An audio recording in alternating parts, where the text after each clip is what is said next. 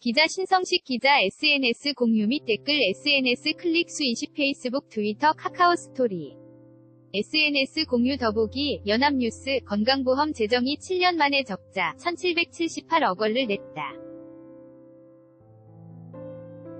2017년 8월 건강보험 보장성 강화 일명 문재인 케어를 시작한 지 1년여 만이다. 문재인 케어는 2022년까지 31조 원을 투입해 건보가 안 되는 진료의 상당수를 없애 진료비의 70%, 현재 63%로 추정을 보장하는 것이다.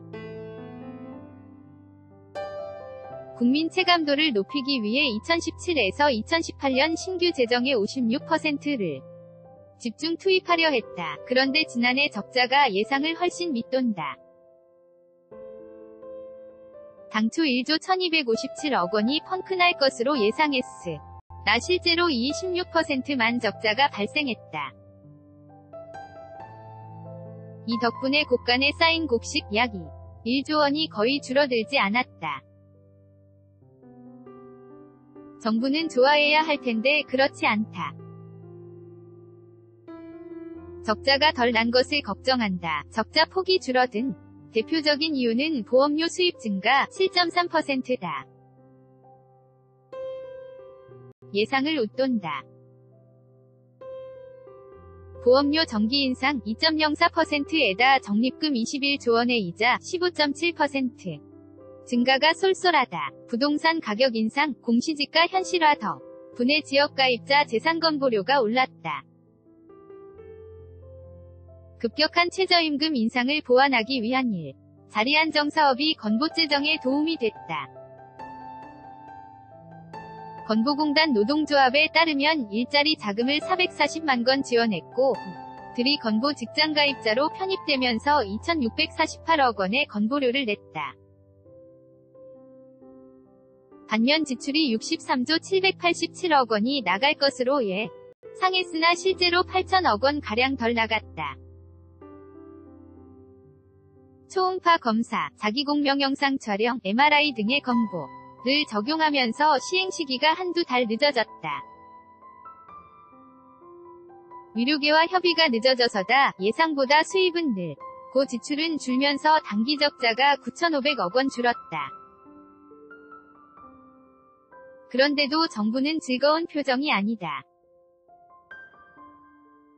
2022년까지 문케어 목표를 달성하기 위해 연평균 보험료를 3.2% 올리기로 했다.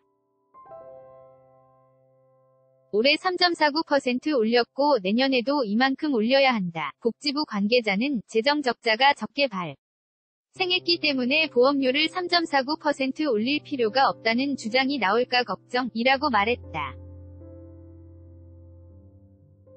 경제 상황이 계속 나빠지는 점, 단독주택, 공동주택 등의 공시가격 현실화 등도 보험료 인상을 어렵게 할 수 있다. 한편에서는 건보 확대 속도가 너무 늦다는 지적이 나온다. 지난해 10월 윤소하 정의당 의원은 2018년 3월 기준으로 비급여의 급여화 속도가 더디다.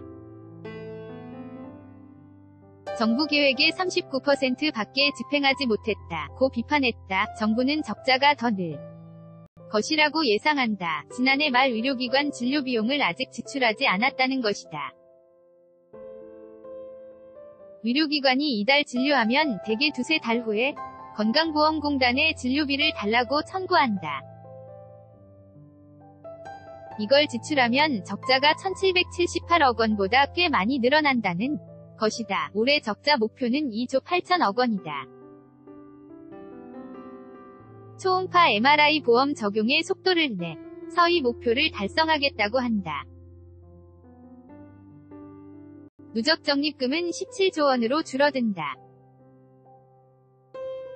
이런 식으로 매년 적자가 확대돼 2022년에는 적립금이 10조 원으로 떨어진다. 정부는 그 이후 매년 10조 원의 적립금을 유지할 수 있다고 주장한다. 메르스 같은 비상상황 준비금이다.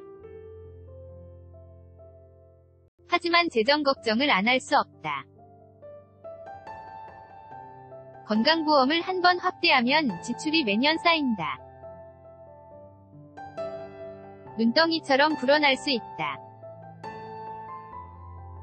지난해 10월 자유한국당 김승희 위원이 국회 예산정책처에 의뢰해 건보 지출 증가 추이를 분석한 결과 문케어로 인한 추가 지출이 2018에서 2022년 35조 1천억 원이지만 다음 대통령 재임 기간 2023년에서 2027년 연에는 57조 7천억 원으로 급증할 것으로 나왔다. 보험료 인상폭이 커질 수 있다는 뜻이다. 신성식 복지전문기자 SSSHIN_JOO NGAN 지점 co.kr 태그